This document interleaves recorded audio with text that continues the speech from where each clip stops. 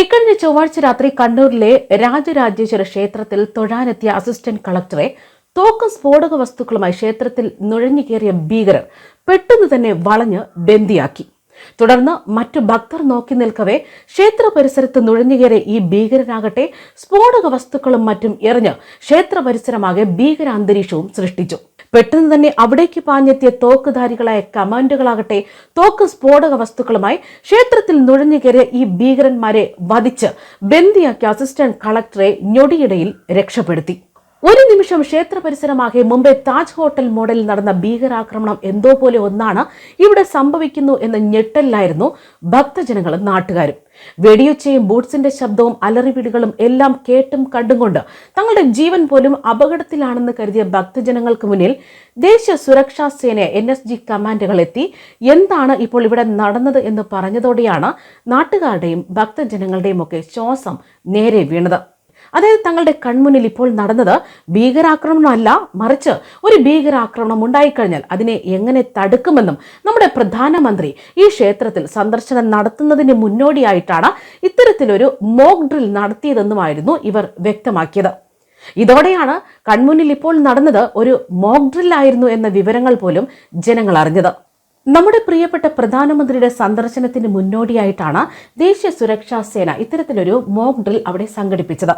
കണ്ണൂരിലെ രാജരാജേശ്വര ക്ഷേത്രത്തിൽ മാത്രമല്ല, പറശ്ശിനിക്കടവ് മുത്തപ്പൻ ക്ഷേത്രത്തിലും ദേശീയ സുരക്ഷാ സേന ഇത്തരത്തിലൊരു മോക്ക് ഡ്രിൽ നടത്തിയിരുന്നു. ചൊവ്വാഴ്ച രാത്രിയിലാണ് ക്ഷേത്രങ്ങളിലെ ജീവനക്കാരെയൊക്കെ ഉൾപ്പെടുത്തിക്കൊണ്ടുള്ള സുരക്ഷാ പരിശീലനം നടന്നത്. ചെന്നൈയിൽ നിന്നെത്തിയ സംഘമാണ് രണ്ടായി തിരിഞ്ഞ് രണ്ടിടത്തും ഒരേ സമയം എത്തിയത്.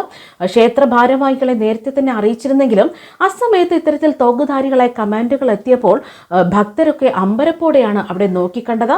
ഭീകരവിരുദ്ധ സേനയും ചെന്നൈയിൽ നിന്നുള്ള NSG സംഘവുമാണ് പോലീസിനും അഗ്നിരക്ഷാ സേനയ്ക്കും ഒപ്പം ഇത്തരത്തിൽ ഒരു മോക്ക് ഡ്രില്ലിൽ പങ്കെടുത്തത്.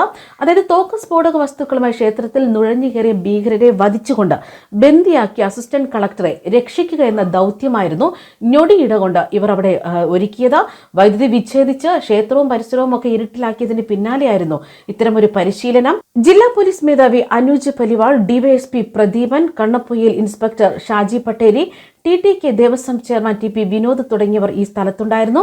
അതായത് തളിപ്പറമ്പിലെ വ്യവസായി മൊട്ടമ്മൽ രാജൻ ക്ഷേത്രത്തിലേക്ക് സമർപ്പിക്കുന്ന 14 ഉയരമുള്ള വെങ്കല ശിവശില്പം അനാവരണം ചെയ്യാനാണ് പ്രധാനമന്ത്രി നരേന്ദ്രമോദിയെ പങ്കെടുപ്പിക്കാനുള്ള ശ്രമം നടക്കുന്നുണ്ടെന്ന് രാജരാജേശ്വര ക്ഷേത്ര ഭാരവാഹികൾ നേരത്തെ തന്നെ അറിയിച്ചത്. അതുമായി ബന്ധപ്പെട്ട് ആർക്കിയോളജിക്കൽ സർവേ ഓഫ് ഇന്ത്യ സംഘം ക്ഷേത്രം സന്ദർശിച്ചിരുന്നു. പ്രതിമ ക്ഷേത്രത്തിൽ എത്തിച്ച് സ്ഥാപിച്ച അവസാന മിനുക്ക് പണിയിലാണിപ്പോൾ. അതേസമയം പറശ്ശിനിക്കടവ് മുത്തപ്പൻ ക്ഷേത്രത്തിനെ കുറിച്ചുള്ള ഐതിഹ്യമാകട്ടെ കണ്ണൂർ ജില്ലയിലെ തന്നെ എരുവാശ്ശേരി എന്ന ഗ്രാമത്തിലെ അയ്യങ്കര ഇല്ലത്താണ് മുത്തപ്പന്റെ ബാല്യകാലം. അവിടുത്തെ പാടിക്കുറ്റി അന്തർജനത്തിനും നമ്പൂതിരിക്കും മക്കളില്ലാത്ത ദുഃഖം കൊണ്ട് വഴിപാടുകൾ പലതും നടത്തി. ഒടുവിൽ ഒരു ദിവസം പാടിക്കുറ്റിയമ്മ കൊട്ടിയൂരിലെ തിരുവഞ്ചിറയിൽ കുളിച്ചുകൊണ്ടിരിക്കുമ്പോൾ അവിടെ നിന്ന് ലഭിച്ച കുഞ്ഞാണ് ഒടുവിൽ തന്റെ അവതാര ഉദ്ദേശം വ്യക്തമാക്കി നാടുനീളെ നടന്നു. ഒടുവിൽ ഭക്തർക്ക് അനുഗ്രഹം നൽകുന്നതിന് വേണ്ടി മുത്തപ്പനായി മടപ്പുരകളിൽ കുടികൊള്ളുന്നു. ബാല്യം മുതൽക്ക് തന്നെ വിചിത്രമായ രീതികളായിരുന്നു മുത്തപ്പൻ്റേത്. ഇല്ലത്തെ രീതികൾക്കനുസരിച്ചുള്ള ജീവിതമായിരുന്നില്ല മുത്തപ്പൻ്റേത്. സാധാരണക്കാരെ ആളുകളുടെ കൂടെ നടന്നും നായാടികളുടെ കൂടെ നടന്നും നായാടിയും ഇല്ലത്തിന് പേരുദോഷമൊക്കെ കേൾപ്പിച്ചു. കാട്ടുമൃഗങ്ങളെ വേട്ടയാടി പിടിച്ചും മത്സ്യമാംസാദികൾ കഴിച്ചും നടന്നിരുന്ന മുത്തപ്പൻ നാട്ടുകാർക്കേറെ പ്രിയപ്പെട്ടവനായിരുന്നു. ഇല്ലത്തെ നമ്പൂതിരിക്ക് ഇതെല്ലാം എതിർപ്പായിരുന്നെങ്കിലും പുത്രസ്നേഹം കാരണം അന്തർജനം എല്ലാം പോർത്തു. മകനെ സ്നേഹിച്ചു. ഒടുവിൽ നിവൃത്തിയില്ലാതെയപ്പോൾ വീട് വിട്ടിറങ്ങാൻ ആവശ്യപ്പെടുകയാണ് ചെയ്തത്. അപ്പോൾ മുത്തപ്പൻ തന്റെ വിശ്വരൂപം കാട്ടിക്കൊടുക്കുകയും അവതാര ഉദ്ദേശം വെളിപ്പെടുത്തുകയും ചെയ്തു. ആ കണ്ണുകളിൽ നിന്നുള്ള അഗ്നി കൊണ്ട് ഭയപ്പെട്ട അമ്മ മകനോട് ഇനി എന്നും പൊയ്ക്കണ്ണി ധരിക്കണം എന്ന് ആവശ്യപ്പെടുകയും ചെയ്തു. ഒടുവിൽ മുത്തപ്പൻ കുടിയിരുന്ന സ്ഥലത്ത് ക്ഷേത്രം പണിയുകയായിരുന്നു എന്നതാണ് ഐതിഹ്യം.